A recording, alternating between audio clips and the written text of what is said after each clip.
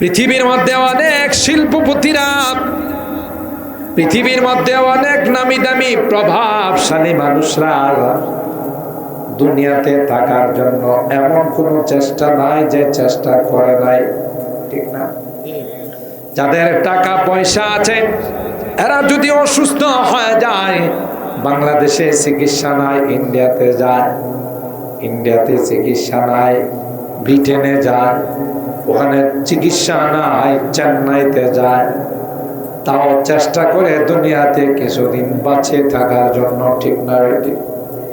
আল্লাহ ডাক দেখায় না না না, যখন হায়াত শেষ হয়ে যাবে কেউ তোমাকে বাঁচাইতে পারবে না, ঠিক কিনা বলেন? এই নির্ধারণটা কার পক্ষ থেকে হয়েছে? রাজা বাদশাহ। দুনিয়ার কোন রাজা বাদশাহ করছে?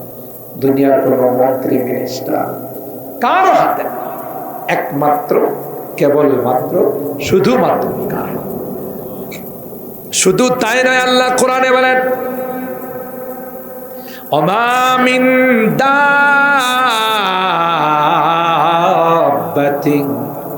ফিল আরদি ইল্লা আলাল্লাহি রিজকুহা ওয়া ইয়ালামু মুস্তাকাররাহা ওয়া মুস্তাওদাআহা কুল্লুন ফি কিতাবিন মুবিন। আল্লাহু আকবার।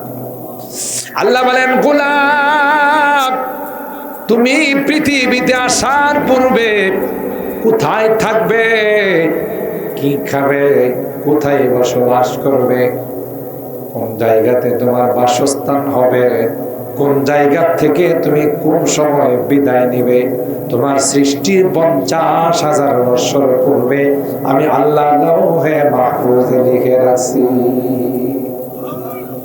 আচ্ছা, যে জিনিস লৌহে মাহফুজে লেখা আছে এটা কি কেউ সরাইতে পারবে, হটাইতে পারবে? ক্ষমতা আছে কার? পৃথিবীর কারো ক্ষমতা। আপনারা ঘটনা জানেন সাদ্দাদের। আল্লাহর জান্নাতে যাইব না, নিজে জান্নাত বানাইছে। কে? সাদ্দাদ। বাপরি বাপ, যা আছে সব কিছু দিয়া সাজাইছে। উদ্বোধন করতে যাইব, গেইটে আজরাইল উপস্থিত। স্যার একটু থামেন, কথা আছে। ফকিরের বেশে, অপরিচিত মানুষের বেশে সাদ্দাদ বলল, এই সময়ের মধ্যে এই ভিক্ষুক তরি কে আসতে বলল? ভিক্ষার কি আর সময় নাই? আজরাইল আলাইহিস সালাম কানে কানে কয়, স্যার ধমক দেন না, আমি আজরাইল। কি কয়? ধমক দিয়েন না, আমি কিন্তু আজরাইল। এবার কি কলিজা জাগাত আছে? এখন তো কয় ভাই 5টা মিনিট, কয় আমার বাপেরও ক্ষমতা নাই। বলুন তো দেখি, কারো মৃত্যুর সময় হয়ে গেলে তাকে যদি 5 মিনিট কমায় দেওয়া হয়, বাড়ায় দেওয়া হয়, কোরআনের আয়াত ঠিক থাকবে, আল্লাহর বাণী ঠিক থাকবে? আল্লাহ তো বলছেন লিকুল্লি উম্মাতিন আজাল ইদা জাআ আজালুহুম লা ইস্তাখিরুনা সাআ ওয়া লা ইস্তাকদিমুন। 1 সেকেন্ড সময় কাউকে দেওয়া। তুমি যত বড় পাওয়ারফুল হও, তুমি যত বড় ক্ষমতা সম্পূর্ণ হও, তোমার ক্ষমতা ওখানে লেস। গোটা পৃথিবীর রাজত্ব করেছে ইন্টারন্যাশনাল হারামজাদা নমরুদ, ঠিক না? কিন্তু পারছে বাঁচতে, নিজেরে নিজে রব দাবি করছে। হযরত ইব্রাহিম খলিলুল্লাহ নমরুদকে বলল, আমার রব কি তুমি মানো? নমরুদে কয়, তোমার রব আবার কেডা? আমি নিজেই তো রব। আরো আস্তে নাউজুবিল্লাহ হযরত ইব্রাহিম বললেন রব্বি আল্লাযী ইউহয়ী ওয়া ইউমীত, আমার রব হলেন তিনি যিনি হায়াত আর মওতের মালিক। এ গাদায় কয় হায়াত আর মওত তো আমিও দিতে পারি। চিন্তা করছেন কত বড় গান। তুমি আবার কেমন হায়াতের মওতের মালিক? নমরুদে কয় আমি ইচ্ছা করলে একজনকে মারতে পারি, ইচ্ছা করলে একজনকে জিন্দা রাখতে পারি। দুইটা কয়েদিকে ডাইকা একটাকে জল্লাদের হাতে তার শির উচ্ছেদ করে দিছে, আরেকটাকে বলছে যাও তুমি বেকসুর খালাস। এবার নমরুদ কয় ইব্রাহিম খলিলুল্লাহকে দেখলা একজনকে মারলাম, আরেকজনকে জিন্দা করলাম। আচ্ছা আপনারা কোন তো হেজারে কইছে বেকসুর খালাস, এটা আগে মরা আছে কথা পায় না। যারে কইছে বেকসুর খালাস এ কি মরা না জিন্দা? গা দায়ে কয় হ্যাঁ বলে হ্যাঁ জিন্দা করছে। তাহলে মাথার মধ্যে গোবরও তো নাই, গোবরের মধ্যেও তো লাউ গাছ উঠে, কথা কয় না। বুঝা গেল হের মাথায় কিছু নাই। ইব্রাহিম খলিলুল্লাহ দেখলো এটা তো আস্তা গাধা, এর সাথে তর্ক কইরা লাভ নাই।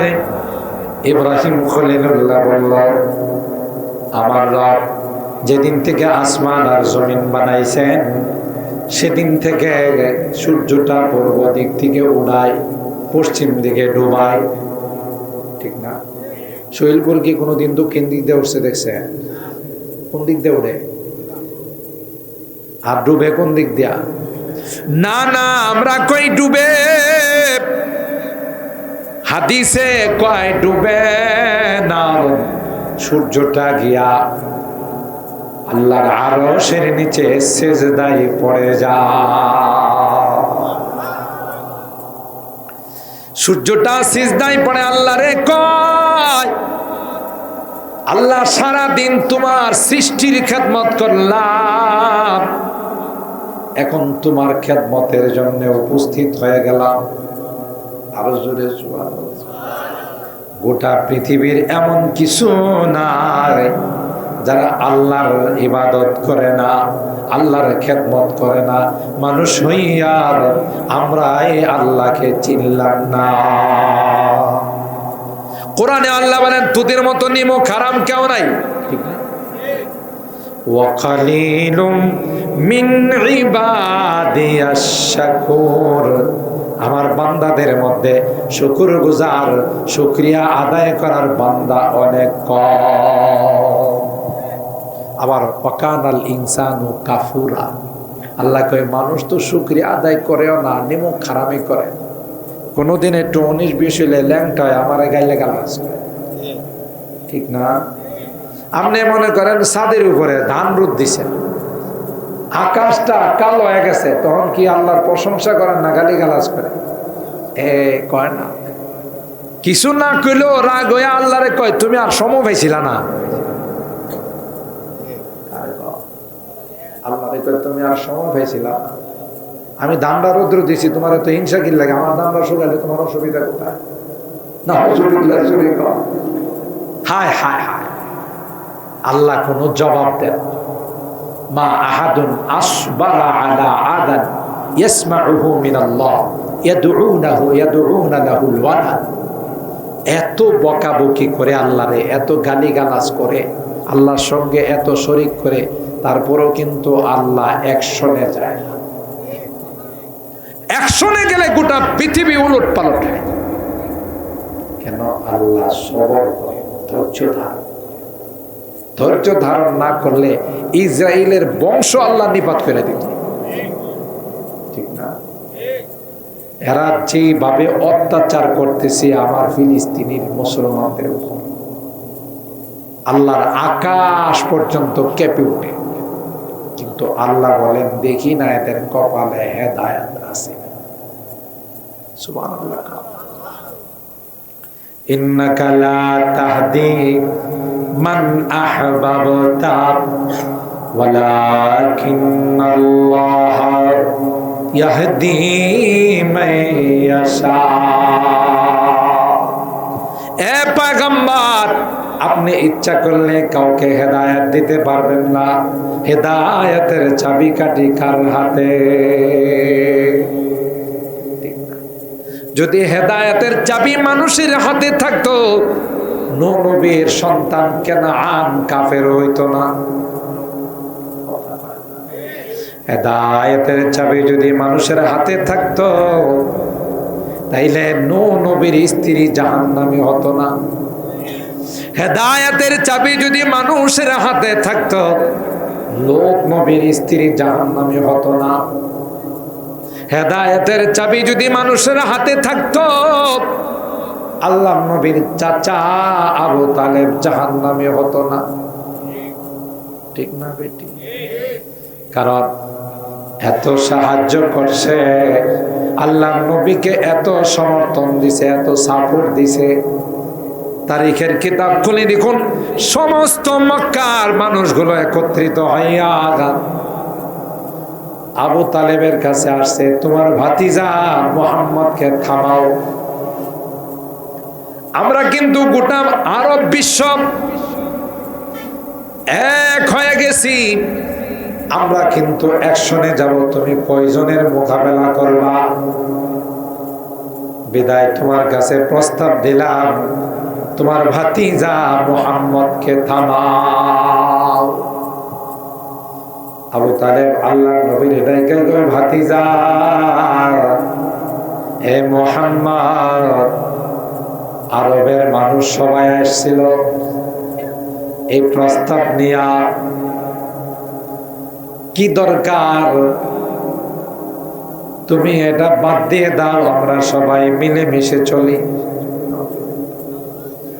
আল্লাহর হাবিব চাচাকে ক্লিয়ারলি জানাই দিলেন, গোটা বিশ্ব যদি আমার বিরুদ্ধে চলে যায়, সবাই যদি আমার বিপক্ষ হয়ে যায়, আমার শরীরে এক ফোঁটা রক্ত থাকতে আমি আল্লাহর মিশন থেকে চুল পরিমাণ পিছু হটব না। আর জোরে বলে আল্লাহু আকবার। তখন আবু তালেব আল্লাহর নবীকে বলেছিলেন, এ ভাতিজা, যতদিন পর্যন্ত আমি আবু তালেব জিন্দা থাকব, যতদিন পর্যন্ত আমার গায়ে একটা পশম থাকবে, ওয়াদা দিলাম রে, গোটা মক্কার মানুষ তোমার গায়ে টাচ করতে পারবে না। সুবহানাল্লাহ। এই সময়ে, বিপদের সময়ে এমন একটা আশ্বস্তর বাণী, এমন একটা আশা দেওয়া, এটা কি চারটি খানি কথা মনে করছে, যেখানে সবাই বিরতে। চাচা একা বলছেন, ওয়াল্লাহি লা ইয়াসিলু ইলাইকা বিজামইহি হাত্তা উসিদা বিতুরাবি দাফিনা। আল্লাহর কসম, সবাই মিলে একত্রিত হয়ে যদি চেষ্টা করে তোমার ক্ষতি করার জন্য, বিন্দু পরিমাণ ক্ষতি করতে পারবে। সুবহানাল্লাহ। আমি যতদিন বেঁচে আছি। আল্লাহ নবীর চাচার জন্য কান্দে। চাচার মৃত্যুর সময় হয়ে গেছে, আল্লাহ নবী কানের কাছে বৈশা বৈশা কান্দে। চাচা,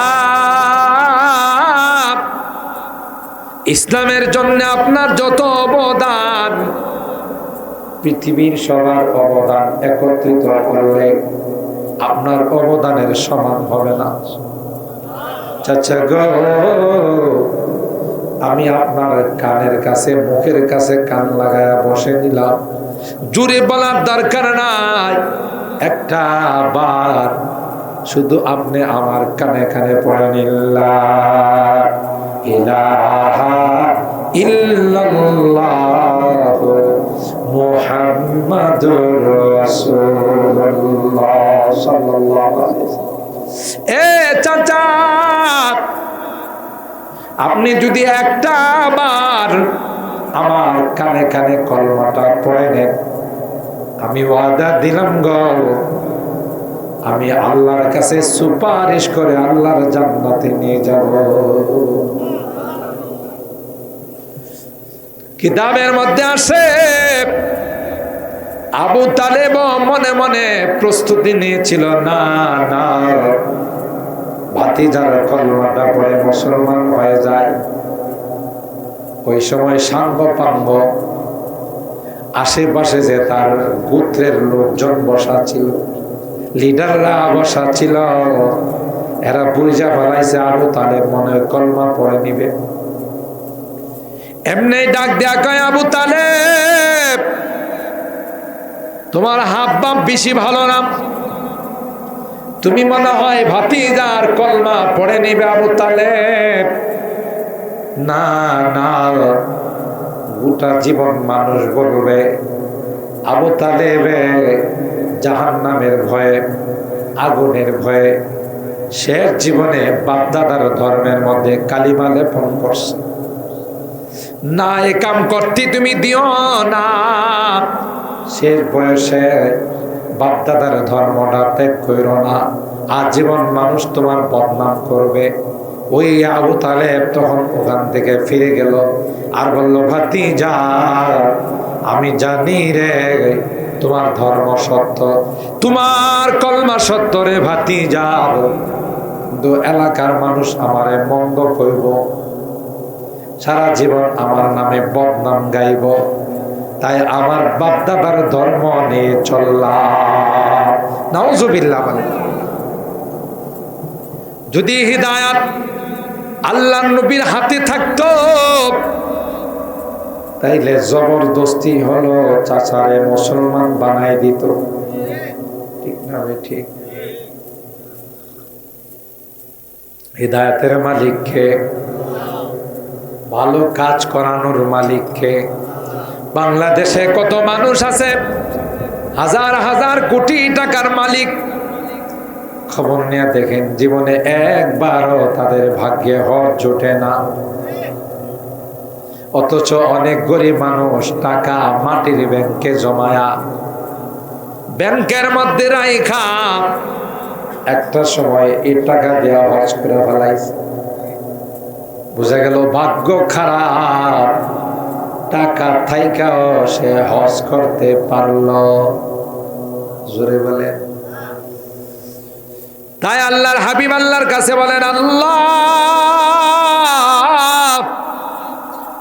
আমার চাচা এমন কোন সহযোগিতা নাই যা আমার জন্য করে নাই, আমার ইসলাম রক্ষা করার জন্য করে নাই, তাই আমার চাচারে আল্লাহ কোনো কনসিডার করা যায় কিনা, আমার চাচার শাস্তির বেলায় কোনো সুযোগ দেওয়া যায় কিনা। সুবহানাল্লাহ। অথচ কোনো অমুসলিমের জন্য সুপারিশ করার কোনো অনুমতি নাই। কিন্তু আল্লাহর হাবিব বলেন, মালিক আমি কি করব, আমার চাচা তো আমার জন্য জান দিছে, ইসলামের জন্য জান দিছে। আল্লাহ পাক ডাক দেয়া কয়, হাবিব আমার জান জান, আপনি যেহেতু একটা আবদার করছেন, আমি আপনাকে খালি হাত ফেরত দিব না। যত মানুষ জাহান্নামে যাবে সবচাইতে কম শাস্তিটা যার হবে তিনি হলেন আপনার চাচা। কিতাবের মধ্যে আসে সবচাইতে হালকা শাস্তিটা আবু তালেবের জন্য বরাদ্দ করা হয়েছে। সেটা হলো একটা স্যান্ডেল পায়ে দেয়া রাখবে, জাহান্নামের স্যান্ডেল। এটার এমন তাপ হবে, এমন হিট হবে, যে হিটের কারণে আবু তালেবের মাথার মগজটা নাক চুপ দিয়া বাহির হবে। আল্লাহু আকবার। আর জোরে বলেন আল্লাহু আকবার।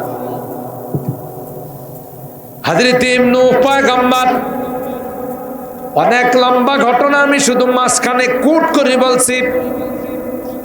হযরত নূহ পয়গম্বর প্লাবন যখন শুরু হয়ে গেল, তার কলিজার টুকরা সন্তান কেনান রে ডাক দেয়া কইয়া, বুনাইয়ার কাম মা'ানা ওয়ালা তাকুম মা'আল কাফিরিন। আল্লাহু আকবার। এ আমার কলিজার টুকরা সন্তান, এখনো সময় আছে। তুমি কলমা পড়ে আমার স্টিমারে আমার কিস্তিতে তুমি আইসা বলো, তাইলে তুমি জান্নাতি হয়ে যাবে, জাহান্নাম থেকে মুক্ত হয়ে যাবে। ওয়ালা তাকুম মাআল কাফিরিন, তোমার সঙ্গটা তুমি ছেড়ে দাও। সঙ্গ বড় খারাপ। বাংলাতে কথা আছে, সৎসঙ্গে স্বর্গবাস, স্বর্গে বাস, অসৎসঙ্গে সর্বনাশ। ঠিক না? সঙ্গ ভালো হলে 5 ওয়াক্ত নামাজ জামাতের সাথে আদায় করে, সঙ্গ ভালো হলে কোরআনের মাহফিলে যায়, সঙ্গ ভালো হলে জুমার নামাজ আদায় করে, সঙ্গ খারাপ হলে গানে যায়, সঙ্গ খারাপ হলে মাজারে যায়, সঙ্গ খারাপ হলে মদ খায়। দেখেন না, আবু তালেব রেডি হয়ে গেছিল, কলমাটা পড়েনি, পারে নাই কেন? সঙ্গের কারণ। দেখছেন, এই জন্য সঙ্গের অনেক দাম আছে। কোরআনে আল্লাহ বলেন, ইয়া আইয়ুহাল্লাযীনা আমানুত্তাকুল্লাহ ওয়া কুনু মা'আস সাদিকিন, তোমরা আল্লাহকে ভয় করো, ইত্তাকুল্লাহ। তবে এটা তোমাদের অর্জন হবে না যদি ভালো মানুষের সঙ্গে না যাও। দেখছেন, দেখেন না, একটা মানুষ নামাজ নাই, রোজা নাই, মদ খায়, নেশা করে, ইয়াবা খায়, বাবা খায়, এরও যদি কোনো মতে হাতে পায়ে ধরে 3 দিন চিল্লার জন্য নেওয়া যায়, তার মধ্যে পরিবর্তন হয় না। কেন? 40টা দিন মসজিদের পরিবেশে থাকছে, জামাতের সাথে তাকবীরে উলার সাথে নামাজ আদায় করছে, জিকির আজকার করছে, তালিম শুনছে, সূরা কেরাত মশক করছে, আল্লাহর ঘরের সঙ্গ আসলে পরে দেখা যায় দাঁড়িয়ে দুটিয়ে নামাজে একজন আল্লাহর ওলি। অথচ এই লোকটা মদ খাইতো, কি খাইতো? এই লোকটা সন্ত্রাসী করত, এই লোকটা গাঞ্জা খাইতো, ইয়াবা খাইতো, কিন্তু সঙ্গের কারণে এখন একজন আল্লাহর ওলি। ঘটনা আসে, 4-5 জন ডাকাত ডাকাতি করতে পারে না, ডাকাতির কোনো সুযোগ না ভাই, যেখানে যায় ওখানে ধরা খায় রাস্তা। তো একজন আরেকজনকে কয়, আমগো কাছে মানুষ মরি দিব, সবাই তো আমাদেরকে চিনে, আমরা সব ডাকাত, আমাদের কাছে কেউ কি জিকির আজকারের লাইগে আইব? ডাকাতের সর্দার বলল, না না না, পোশাকটা পরিবর্তন করব, জয়নাল আবদিন সাহেব হুজুরের মতো লম্বা জুব্বা লাগাইব। কথা কয়, বড় বড় হুজুরদের মতো, সাজিদুর রহমান সাহেবের মতো লম্বা জুব্বা লাগাইব, মাথায় পাগড়ি বাঁধব, হাতে তসবিহ নিব, হাতে লাঠি নিব। এগুলো কার লেবাস? পীর সাহেবের লেবাস। এলাকাতে পীরগিরি করব না। যে এলাকার মানুষ আমাদেরকে চিনে না, ওই এলাকায় যায় পীরগিরি করব। আসলে কি পীরগিরি করবার যাইতেছে না, পেট পালবার লাগা যাইতেছে। উদ্দেশ্য কিন্তু পীরগিরি নয়, উদ্দেশ্য কিন্তু পেট পালা। কিন্তু লিবাসটা ধরছে কার? আল্লাহ ওয়ালাদের, ঠিক না বেটি? বড় জুব্বা লাগায় আলেম ওলামারা, পীর সাহেবরা, মাথায় পাগড়ি বাঁধে আল্লাহ ওয়ালারা, তাসবিহ থাকে আল্লাহ ওয়ালাদের কাছে। কথা কয় না? এক এলাকায় যায় আস্তানা গাড়ছে, বড় ডাকাত হলেন বড় পীর, আর ছোট ডাকাতরা হলো ছোট পীর। আস্তানা গায়রা এরা শুধু জিকির আজকার তাসবিহ তাহলিল পড়ে, সুবহানাল্লাহ। এলাকার মানুষ কয়, আমাদের কপাল, আমাদের এলাকায় আল্লাহ ওয়ালাদের একটা জামাত আছে। আসলে কি আল্লাহ ওয়ালা না ডাকাতের দল? কিন্তু লিবাস দেখা কইতেছে আল্লাহ ওয়ালাদের একটা জামাত আছে। মানুষই বিশ্বাস নিয়ে আসে, হুজুর একটু পানি পড়া দেন। বড় পীর সাহেব তো আলিমের নামে কুতুব জানে না, অন হ্যাঁ করে কি কয় দেন, আমার কাছে দেন। আর ছোট পীর সাহেবরা কয় না না, বড় পীর থাকতে আমরা ফু দিব না, কারণ আমরা তো কিছু জানি না। ঠিক না? ওই যে ঘটনা আপনারা জানেন না, বড় ভাই সৌদি আরব থাকে, তো সৌদি আরব যারা থাকে তুপ পরে না, তো ছোট ভাই তো বাড়িতে গৃহস্থির কাম করে। তো বড় ভাই যখন সৌদি আরব থেকে বড় জুব্বা লেগেছে, একদিন ছোট ভাই আউস করে কয়, আচ্ছা ভাই তোর জুব্বাটা পরি, খবর জুব্বাটা গায়ে দিয়া ও বাজার থেকে ঘুরে গেছে, জুব্বা গায়ে দিয়া বাজারে। তো বাজারের মসজিদ গুলোতে আগে কোনো ইমাম থাকতো না, আসিল এক সময় টিনের ঘর, ভাঙ্গা সাঙ্গা ঘর। উপস্থিত যারে পায়, হুজুর যান নামাজ পড়ান, বিষয়টা এরকম ছিল। এমন এক বাজারে গেছে যে বাজারের মসজিদের কোন নির্ধারিত ইমাম, উপস্থিত যারা আছে, আরে বেটা তো জুব্বা গায়ে দিছে, যদি মসজিদে না যা মানুষ দিব থুতু ফিরিয়ে, তো বড় জুব্বা লাগাইছে, তুই মসজিদে যাস না। শরমে বরমে এত জীবনে ভুলেও কোনোদিন নামাজ পড়ে না।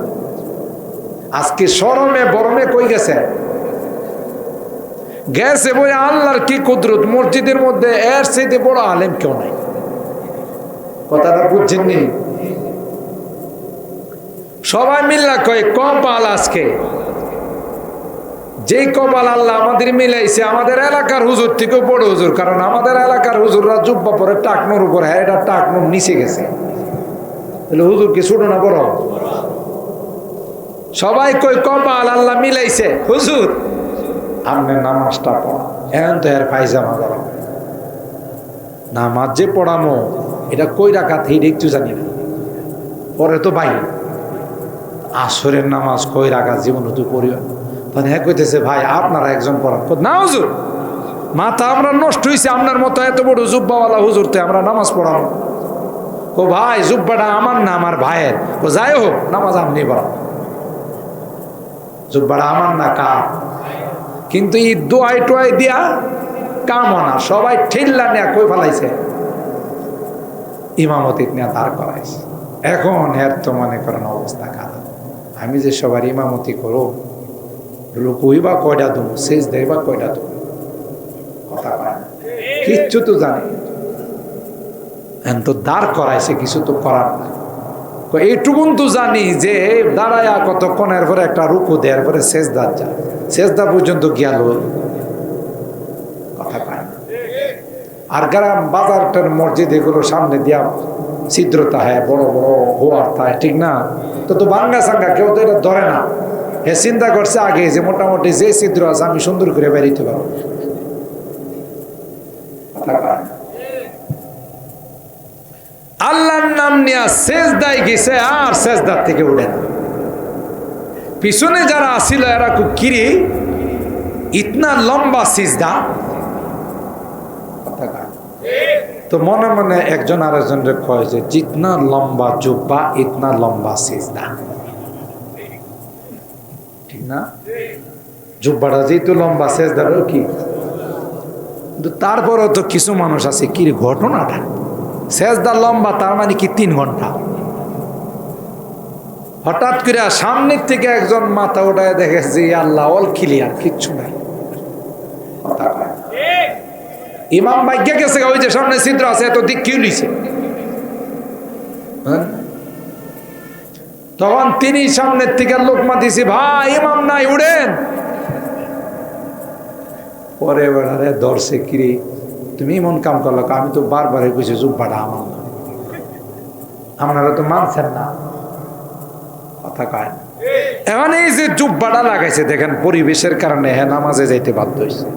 আমরা এই জুব্বা লাগায় কোনোদিন সিনেমা হলে ঢুকতে পারবো? যারা দাড়ি রাখছে, যারা দিনদারের লেবাস রাখছে, ওরা হারাম কাজ কোনোদিন করতে পারে না। এই জন্য সঙ্গের একটা বড় দাম আছে।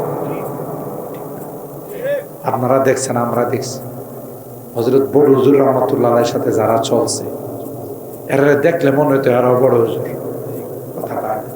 জুব্বায়ে টুব্বায়ে টুপিয়ে টাপিয়ে, কেন? বড় হুজুরের সাথে চলে, তার লেবাসটা বড় হুজুরের মতো। আরে সুহিলপুরের ড্রাইভার সাহেবের নাম যেন কিনা, এখন তো উনি অনেক মাশাআল্লাহ ধনী হয়ে গেছে। উনি বড় হুজুরের বেবি ট্যাক্সি দিয়া বাদুঘর থেকে আনতে যাইত, আমি তখন ছাত্র। উনারে দেখলে, ওনার জুব্বায়ে টুপিয়ে দেখলে মনে হয়তো উনি আরেকজন বড় হুজুর। কেন? বড় হুজুর সাথে চলে। কথা বলেন ঠিক না বেঠিক? সুহবতে সালেহ তুরা সালেহ কোনাদ। আমি বোধ আপনারা কষ্ট চালাইতেছি। আল্লাহ, আমি তো ভাবছিলাম 12টা পর্যন্ত কমায় না, আপনারা দিব হয়ে গেছেন যা সবাই।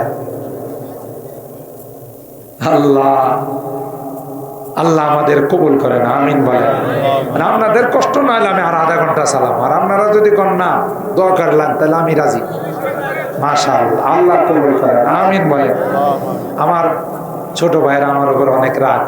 2 বছর আমি ডেট মিট দিছি না, আমার কয় আমরা ডেট দিন না, মানুষের কাছে আমরা চেহারা দেখাতে পারি না। তোরা খালাতো ভাই ডেট দেন না, তাইলে এবার দাওয়াত না দিলাম, আমি ডেট দিলাম। দাওয়াত দিছিলাম আরে ঠিকই, কিন্তু তারিখ মিলাইতে পারি। আমি যখন শুনছি পরে 18 তারিখ, আমি বলছি ঠিক আছে, আমি শেষে আইসা দোয়া করো। আমার খালাম আমার বারবার ফোন দিছে, তুমি দাওয়াত রাখো না। আর এরা আমার আইসা জ্বালা। আলহামদুলিল্লাহ, আজকে আল্লাহ মিলাই দিছে, আলহামদুলিল্লাহ। কম এগুলো দামি কথা, কোরআনের কথা। সঙ্গের অনেক বড় দাম আছে। দেখবেন নামাজি ছেলে, নামাজি যুবক খারাপ সঙ্গ গেলে 2 দিন পরে এরা আপনি চিনতে পারবেন। দাড়ি দুড়ি কাটটা প্যান্ট শার্ট লাগায়া হারিয়ামতে, অথচ একটা নামাজি সঙ্গ এত খারাপ। কথা কয় জোরে বলেন ঠিক না বেঠিক? আল্লাহ আল্লাহ বলেন, ইয়া আইয়ুহাল্লাযীনা আমানুত্তাকুল্লাহ ওয়া কুনু মা'আস সাদিকিন। তোমরা যদি ঈমানদার হতে চাও, তোমরা যদি তাকওয়াওয়ালা হতে চাও, তোমরা যদি দিনদার হতে চাও, আল্লাহওয়ালাদের সঙ্গে যাও।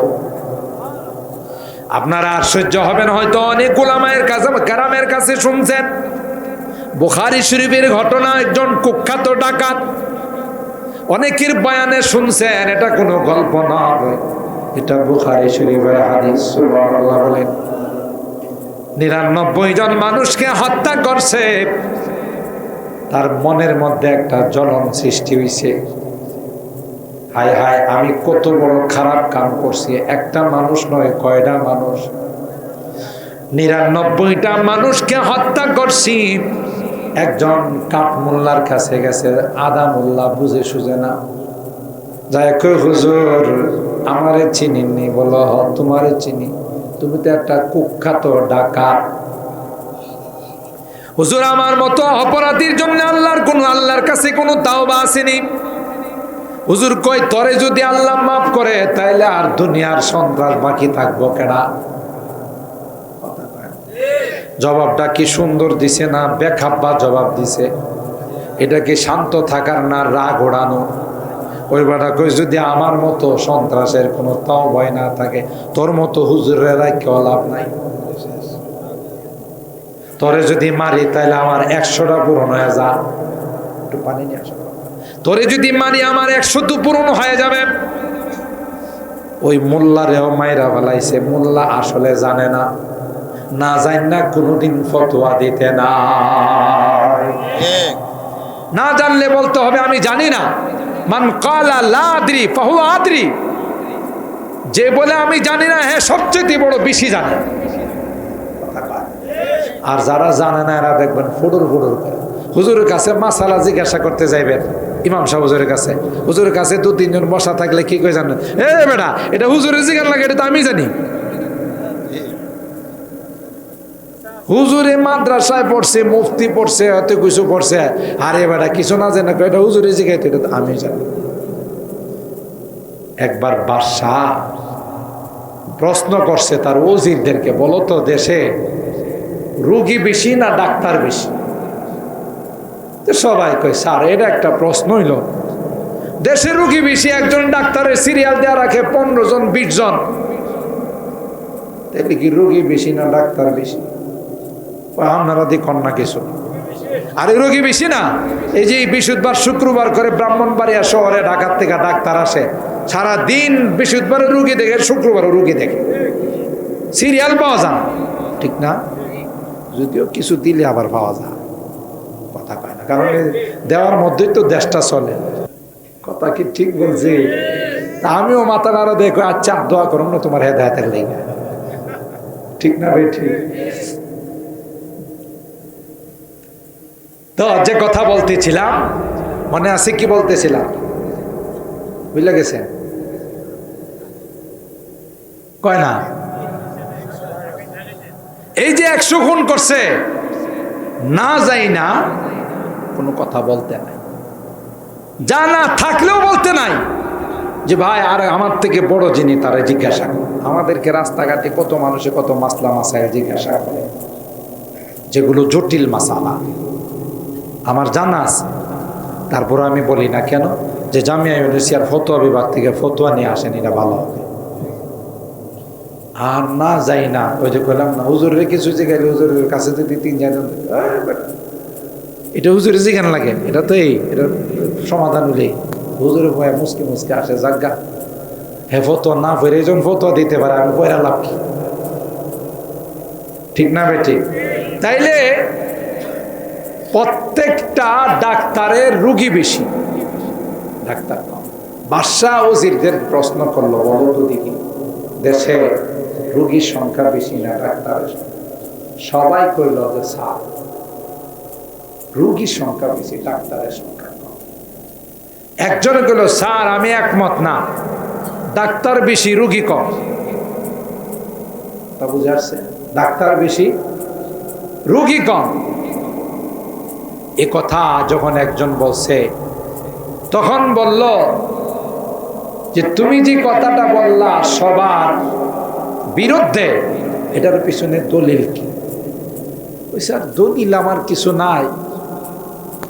আচ্ছা কালকে স্যার আমি একটু রেডি করে দলিলটা দেব। কালকে কয়টার সময় স্যার বসবেন সংসদ নিয়ে? সবাইকে নিয়ে বসবো কালকে 11টার সময়। ঠিক আছে স্যার, আমিও আসবো, দলিল কালকে দেব। হ্যাঁ, আসতে আসতে আইসে 12টায়। কয়টায়? তখন বাদশা বলল, এই মিয়া 11টায় তোমার আসার কথা ছিল, তুমি 12টায় আসলা কেন? কয় স্যার শরীরটা বেশি ভালো আছিল। কি আছিল? একটু ঠান্ডা লাগছে। তখন একজন বলল, এই মিয়া ঠান্ডার জন্য মানুষ মিটিং মিস করে, একটু সরিষার তেল ভালো করে নাকে লাগায় ঘুমাই গেলেই তো ঠান্ডাটা গেল করে। আরেকদিন কয়, এই মিয়া ফালতু মিয়া, ঠান্ডার জন্য আপনি দেরি করছেন, আপনি ভালো করে কাঁচামরিচ দেয়া চানাচুর মাইকা খাইলে তেল দেয়া ঠান্ডাটা গেল। এইভাবে 10 জন চিকিৎসা করছে। কয়জন? রোগী কয়জন? এখন মনে করি স্যার দেখলেন ডাক্তার বেশি না রোগী বেশি? কথাটা ঠিক না? তো না যাই না কিছু বলতে না, বেটা জানে না। কই মিয়া তোমার তওবা নাই? তো যদি তওবা না হয়ে থাকে তো আমি এমনও গেলাম তোর লুই যাই, ঠিক না? এরপরে তার ভিতরের স্পৃহা যায় নাই, মনের আবেগ রয়ে গেছে। হায় হায় হায় হায়, অপরাধের মাত্রা তো আরো বাড়াইলাম, তওবা আসেনি রে। বড় একজন আল্লাহওয়ালার কাছে যাই, জামিয়া ইউনুসিয়াতে মুফতি মুবারকুল্লাহ শাহ হুজুরের কাছে যাই, মুফতি মহসিনুল করিমের কাছে যাই, আল্লামা শাহ সাজিদুর রহমান শাহ হুজুরের কাছে যাই। ওনারা তো বড় হুজুর, কথা কয় না। গিয়ে মুফতি শাহ হুজুরকে বললেন, হুজুর আমাকে তো চিনেন? বলে হ্যাঁ তোমাকে চিনি, তুমি বড় একজন কুখ্যাত ডাকাত। হুজুর তাইলে কি আমার কোনো তাওবা আসেনি? হ্যাঁ অবশ্যই তাওবা আছে।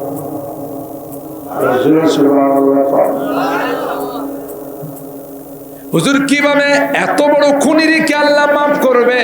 হুজুর আয়াত তিলাওয়াত করে কুলিয়া ইবাদিয়াল্লাযীনা আসরাফু আলা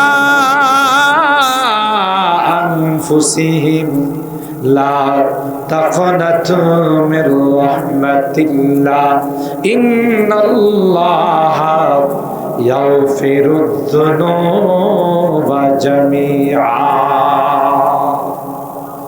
আল্লাহ কোরআনে কয়, যারা গুনাহ করতে করতে করতে করতে নিজের অপরাধী বানাই ফেলাইছো, তোমার নফসের উপর তুমি জুলুম করছো, তারপরও তুমি আমার রহমত থেকে নিরাশ হও না। তুমি যদি খালেস তাওবা করতে পারো, তাইলে আল্লাহ তোমার জীবনের সকল গুনাহগুলো মাফ করে দিবে। বাজে আব हराचे हस्ती बाज आओ घर का फेरो गबरो बुतपुरुस्ती बाज आओ ये दरगाह माम दरगाह ना उम्मीद निस सद बार अगर ताऊ बाशिकस्ती बाज अल्लाहु अकबर। আল্লাহ বলেন নিরাশ হয় না। হাজার তাওবা করছো, তারপরে তাওবা ভঙ্গ করছো, এরপরে আমার দরবারে আসো রে। এই দরবার থেকে নিরাশ হওয়ার কোনো দরবার নয়। কোথায় এলে হুজুর আমার তাওবা আছে? অবশ্যই আছে। কোরআনে কয়, হাদিসে কয় তোমার তাওবা আছে। কি তাওবা? তুমি বাড়ির থেকে ব্যাগ ট্যাগ নিয়া চিল্লার জন্য বাহির হয়ে যাও। কিসের জন্য? চিল্লার জন্য তুমি বাহির হয়ে যাও।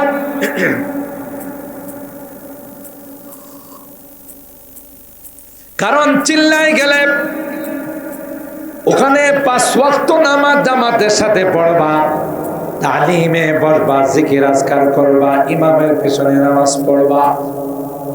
এখানে তোমার আমলটা পরিবর্তন হয়ে যাবে, আল্লাহ ওয়ালাদের সংস্রবে তুমি চলে যাবে। সুবহানাল্লাহ। দেরি করে না। ওই লোকটা বাড়িতে আইসা ব্যাগ বেডিং নিয়ে গাড়ি বুসকা লয়া মার্কাজ মসজিদের দিকে রওনা দিছে। সোহেলপুর থেকে মার্কাজ মসজিদে রওনা দিছে। যাওয়ার পথে যখন মাঝখানে গেছে, মার্কাজ মসজিদ আর উত্তর সোহেলপুরের মাঝামাঝি জায়গাতে গেছে, ধরে নেন ঘাটরার মোড়, কথার কথা। ওখানে যাওয়ার পর হায়াত নাই, আজরাইল আলাইহিস সালাম উপস্থিত হয়ে গেছে। আজরাইল আইসা কই, হুজুর চলেন। এখন আজরাইলের কইল, ভাই মার্কাজে গিয়া তোমার সাথে দেখা করো। আজরাইল মানল। আজরাইল যখন বলছি চলেন, এই বেচারা মনের আবেগ নিয়া তখন মৃত্যুর সময় মার্কাজ মসজিদের দিকে সিনাটা দেয়া ধাক্কা দিছে। আমার জীবনের শেষ চেষ্টাটা একটু করে দিই, শেষ প্রচেষ্টা আমি একটু করে নিই। এবার মৃত্যুর পর 2 দল ফেরেশতা আসছে, বুখারী শরীফের হাদিস। জাহান্নামী ফেরেশতারা কয়, কুখ্যাত ডাকাত, তার রূহ নেওয়ার জন্য আমরা আসলাম। জান্নাতি ফেরেশতাদের কয়, তোমরা কোন লজ্জায় আইছো? এত বড় ডাকাতের কিনা জান্নাতে ঢুকাইবা? জান্নাতে গিয়ে অত ডাকাতি করবো? জান্নাতি ফেরেশতারা কয়, মানে ডাকাত কয় না, আল্লাহর ওলি কও। আগে কি করছে এটা দেখার বিষয় নাই। আজকে হযরত মৌলভী সাহেবের সাথে আল্লাহওয়ালার সাথে কথা বইলা, সে তো মার্কাজ মসজিদে আসার নিয়ত করছিল। সুতরাং আমরা তাকে নিয়ে যাব জান্নাতি মানুষ। 2 দল ফেরেশতার মধ্যে তর্ক বিতর্ক। জান্নাতীরা কয় আমরা জান্নাতে নিয়ে যাব, জাহান্নামীরা কয় আমরা জাহান্নামে নিয়ে যাব। আল্লাহু আকবার। আল্লাহর লীলা খেলা দেখে। আল্লাহ কয়, জিবরাইল রে, তাড়াতাড়ি যায় সমস্যার সমাধান করো। হযরত জিবরাইল 2 দল ফেরেশতাকে বললেন, ভাই তোমরা কি নিয়া এখানে তর্ক বিতর্কে জড়াইছ? জাহান্নামীরা কই ডাকাত জাহান্নামে নিতে আইছে, জান্নাতীরা কই তওবা কইরা মার্কাজ মসজিদে যাইতেছি। হযরতে জিবরাইল কয় তর্কাতর্কির দরকার নাই, বাড়ির থেকে মার্কাজ মসজিদের দূরত্বটা মাপ দাও। আর জোরে সুবহানাল্লাহ। এ ভাই হাদিসের কথা, যখন এই ফিতা দিয়া মাপ দিল, বাড়ি থেকে যেখানে আজরাইল আলাইহিস সালাম তার রূহ নেওয়ার জন্য আসছিল, ওই জায়গাটার মার্কাজ মসজিদ সমান সমান ছিল। মৃত্যুর সময় যে সিনাটা দিয়া মার্কাজ মসজিদের দিকে ধাক্কাটা দিছে, ওইটা হয়ে গেছে আধা হাত বেশি। আধা হাত যখন বেশি হয়ে গেছে, হযরত জিবরাইল কয় জাহান্নামী ফেরেশতাদেরকে তোমরা ফেরত যাও, আধা হাত তো জান্নাতের দিকে বেশি হয়ে গেছে। সুবহানাল্লাহ। এই জন্যে সঙ্গের দাম আছে না নাই? আল্লাহওয়ালাদের সংসবে যাওয়ার জন্য বের হইছে, মাঝখানে মৃত্যু আইসা গেছে, আল্লাহ জান্নাতের ফায়সালা করে দিয়েছে। সুবহানাল্লাহ। ইত্তাকুল্লাহ। এই জন্য এই সকল মাহফিলে আসা, ওলামায়ে কেরামদের সামনে বসা, তবলিগের জন্য যাওয়া, 3 দিন লাগানো, চিল্লা লাগানো, মসজিদে মসজিদে জামাতের সাথে নামাজ পড়া, এটা খুব জরুরি। কথা বলেন ঠিক না বেঠিক? এগুলো লাগাইলে, সময় দিলে কলবটা জিন্দা হা, রুটা তাজা হা। আপনারা কি কষ্ট পাইছেন বেশি? খুশি না বেজা? খুশি। কি লেগি? যে আমরা এখানে আইসি দিনের কিছু কথা শুনছি। আল্লাহ যদি আজকের এই মাহফিল আমাদের কবুল করে নেন, এটাই জান্নাতের সামান হয়ে যাবে। সুবহানাল্লাহ। আল্লাহ কবুল করেন। আমিন বলেন। আমিন।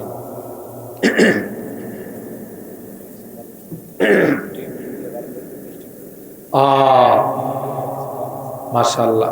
মসজিদরা তো আপনারা প্রথম মাহফিল যে হয়েছিল ওই মসজিদের মধ্যে, আমি তো অনেক জায়গাতে বলি আপনাদের কথা, যে এরা খুব একটা বেশি বড় পরিসরে না এদের এলাকাটা, আবার খুব বেশি ধনী মানুষই নাই। উত্তর শরীফপুরের যারা প্রবাসীতে আছেন, বিদেশে আছেন, সবার জন্য আমরা দোয়া করি। এই বাংলাদেশের যারা আছে সবার জন্য, বিশেষ করে এই মাহফিলের জন্য যাদের অনুদান, আমরা সবার জন্য দোয়া করি। আল্লাহুম্মা ইহদিনাস সিরাতাল মুস্তাকিম সিরাতাল্লাযীনা আন'আমতা আলাইহিম মিনান নাবিয়্যিন ওয়াস-সিদ্দীকিনা ওয়াশ-শুহাদা'i ওয়াস-সালিহিন। ربنا ظلمنا أنفسنا وإن لم تغفر لنا وترحمنا لنكونن من الخاسرين ربنا فاغفر لنا ذنوبنا وكفر عنا سيئاتنا وتوفنا مع الأبرار رب ارحمهما كما ربياني صغيرا رب ارحمهما كما ربياني صغيرا রব্বুল আলামিন আল্লাহ পবিত্র শাবান মাসের আজকের রজনীতে আল্লাহ মরহুম আসন আলী সরদার, সিরাফত আলী সরদার, তাদের 2 মুরব্বির রূহের মাগফিরাত কামনায় আরো যারা মারা গেছেন আল্লাহ, তরুণ যুবক হানিফ তোমার কাছে মেহমান আল্লাহ, যারা এই দুনিয়া থেকে বিদায় নিয়ে মরহুম হয়ে গেছেন আল্লাহ, মেহেরবানি করে তাদের রূহের মধ্যে সবগুলো পৌঁছাই দিও আল্লাহ। হানিফের জীবনের গুনাহ খাতাগুলো মাফ করে দিও। তার একটি এতিম সন্তান আছে আল্লাহ, এই এতিম সন্তানটার জিম্মাদার তুমি হয়ে যাও আল্লাহ। তার পরিবার পরিজন যারা আছেন তাদেরকে সবর করার তৌফিক নসিব করে দিও। আমরা যারা হাত উঠাইছি আল্লাহ, আমাদের জীবনের গুনাহ খাতাগুলো মাফ করে দিও। অভাবীদের অভাবকে দূর করে দিও, পেরেশানিওয়ালাদের পেরেশানিকে দূর করে দিও আল্লাহ। মুসিবত জাদাদেরকে মুসিবত থেকে উদ্ধার করে দিও আল্লাহ। ইয়া আল্লাহ, আমার খালুজান সহ অনেকে অসুস্থ আছেন আল্লাহ, তাদেরকে তুমি পরিপূর্ণ শিফা দিয়ে দিও আল্লাহ, সুস্থতার জিন্দেগি নসিব করে দিও আল্লাহ। আমি তাদের কাছে চাইছি তোমার ঘরের জন্য, যে যা পারছে আল্লাহ সবাই শরীক হয়েছেন, সকলের দানগুলোকে কবুল করে নাও। বিশেষ করে আল্লাহ যারা বিদেশে আছে তাদের অবদান সবচাইতে বেশি। আল্লাহ তাদের এই দানগুলোকে তুমি কবুল করে নাও। আলাউদ্দিন আল্লাহ প্যান্ডেল মাইক সহ অনেক অনুদান দিয়ে থাকেন, আল্লাহ তার দানকে কবুল করে নাও। প্রবাসীদের আল্লাহ কামাই রুজি রোজগারে বরকত দিও, অ্যাক্সিডেন্ট দুর্ঘটনার হাত থেকে তুমি হেফাজত করিও আল্লাহ। ইয়া আল্লাহ, এখানে যারা হাত উঠাইছেন জানি না কে কি উদ্দেশ্য নিয়ে হাত উঠাইছেন, সকলের দিলের নেক উদ্দেশ্যকে তুমি পূরণ করে দাও। ও রব্বে কারীম, আমার মুরব্বীদেরকে আবু বকরের মতো বানাই দিও আল্লাহ। কলিজার টুকরা যুবকদেরকে জান্নাতি যুবক বানাই দিও। পর্দার আড়ালের মা বোনদেরকে আল্লাহ আবেদা জাহেদা সালেহা নেককার দিনদার বানাই দিও আল্লাহ। খাস করে আল্লাহ এই মাহফিলটা যে যুবকরা আয়োজন করেন আল্লাহ, তাদের হায়াতের মধ্যে কামায়ের মধ্যে বরকত দিও আল্লাহ। আমি চাইছি তোমার বান্দারা কেউ 500, কেউ 1000, কেউ 2000, যারাই যে নিয়তে দান করেছেন সকলের দানগুলোকে তুমি কবুল করে নাও। কামাই রুজি রোজগারে বরকত দিও আল্লাহ। তোমার ঘরের অসমাপ্ত কাজ সমাপ্ত করার তৌফিক নসিব করে দিও আল্লাহ ইয়া রাব্বাল আলামিন। আল্লাহ আমরা যারা হাত উঠাইছি আল্লাহ, জানি না কার মা নাই কার বাবা। এ মালিক, কতদিন হয়ে গেল মা বাবাকে হারাইলাম, মা বলে একবার ডাক দিতে পারি, বাবা বলে ডাক দিতে পারি না। আল্লাহ, আজকের গভীর রজনীতে বারবার মা বাবার কথা মনে পড়তেছে। গুনার কারণে যদি জাহান্নামের আসামি হয়ে থাকে আল্লাহ, আমাদের মা বাবাকে মাফ করে দিও, ক্ষমা করে দিও আল্লাহ। তাদের কবরগুলো জান্নাতের বাগান বানাই দিও। আজকে যে যুবক তোমার কাছে মেহমান হয়েছে আল্লাহ, তার কবরখানা জান্নাতের টুকরা বানাই দিও। ও রব্বে কারীম, জানি না কার জীবনের শেষ মোনাজাতে হাত উঠেছি, হতে পারে আমার জীবনের আখিরি মোনাজাতে হাত। কোন দিন মসজিদের মাইকে আমার নামটাও ঘোষণা হয়ে যাবে, মসজিদের পালকিটা আমার ঘরের সামনে চলে আসবে, ওই মুহূর্তটা আসার পূর্বে আল্লাহ আমাদেরকে তুমি নেককার বানাই দিও, দিনদার বানাই দিও, কলমাওয়ালা বানাই দিও আল্লাহ। আমি যদিও গুনাহগার, অনেক আলেম আমাদেরকে নিয়ে হাত উঠেছি, অনেক আল্লাহওয়ালাদেরকে নিয়ে হাত উঠেছি, অনেক সাদা দাড়িওয়ালাদেরকে নিয়ে হাত উঠেছি, পর্দার আড়ালের অনেক মা বোনদেরকে নিয়ে হাত উঠেছি আল্লাহ। যাদের হাতখানা পছন্দ হয় সেই হাতের ওসিলায় আমাদের দোয়াগুলো কবুল করে নাও। ربنا تقبل منا إنك أنت السميع العليم وتب علينا إنك أنت التواب الرحيم سبحان ربك رب العزة عما يصفون وسلام على المرسلين والحمد لله رب العالمين. سلام.